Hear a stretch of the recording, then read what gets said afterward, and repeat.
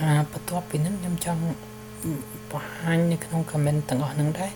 យើងអាចធ្វើអីប្លែកៗដោយសារយើងមាន comment ខ្លះ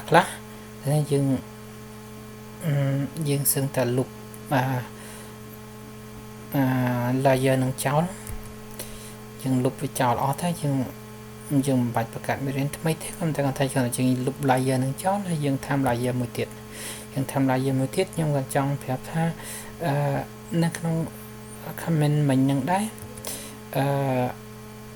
របៀបគូវងគូអីហ្នឹងដោយសារយើងប្រើអត់អស់យើងប្រើនេះ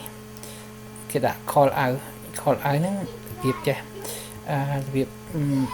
ដូចយើងដាក់អក្សរអីខាងក្នុងហ្នឹងណាយើងដាក់វាឲ្យទូជាងនឹងបន្តិច5អូខេយើងប្រហែលជាធ្លាប់ឃើញហើយពេលខ្លះគេសរសេរទៅគេដាក់អក្សរខាងក្នុងដូចចេះចឹងយើងអាចដាក់ចឹងមកស្រាប់តែយើងមានគំនិតណាយើងបន្ថែម layer មួយទៀតហើយយើងអាចសរសេរអក្សរផ្សេងយើងអាចសរសេរអក្សរផ្សេងដាក់នៅក្នុងនេះយើងដាក់វាធំតិចមកណាយើងដាក់ថា hello everybody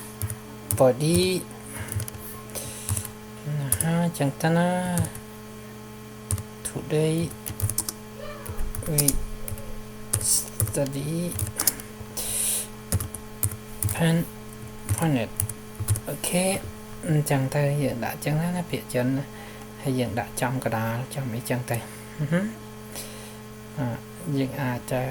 copy យើងអាចដែរបានហ៊ាន copy ធម្មតាយើងអាច copy ហើយដាក់នៅនេះមួយទៀតចឹងទៅណា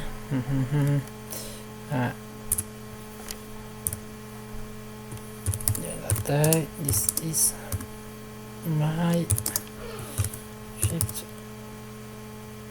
lesson អូខេណាពេលនេះយើងចេះរបៀបដាក់អក្សរអីចឹងដូចនេះគេជាប្រើចឹងហើយយើងអាចថែមរូបមនុស្សថែមអីនៅគៀនហ្នឹងទៅដូចនេះ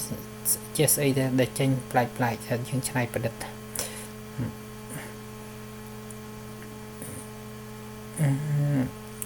ហើយបើសិនជាអក្សរយើងអត់ចំកដាលចំអី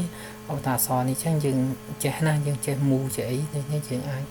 selection នេះវាទៅ move វាទៅយើង selection នេះម្ដងទៀត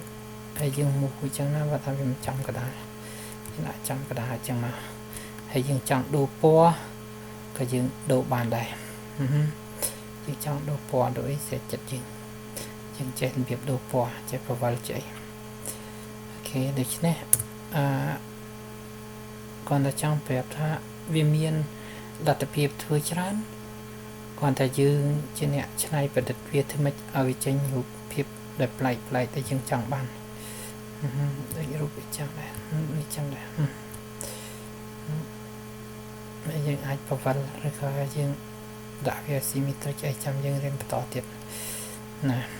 ដូច្នេះយើងឃើញយើងចេះចាប់ដើមបន្ថែមបន្តទៀតដែរថ្ងៃហ្នឹងយើងឃើញ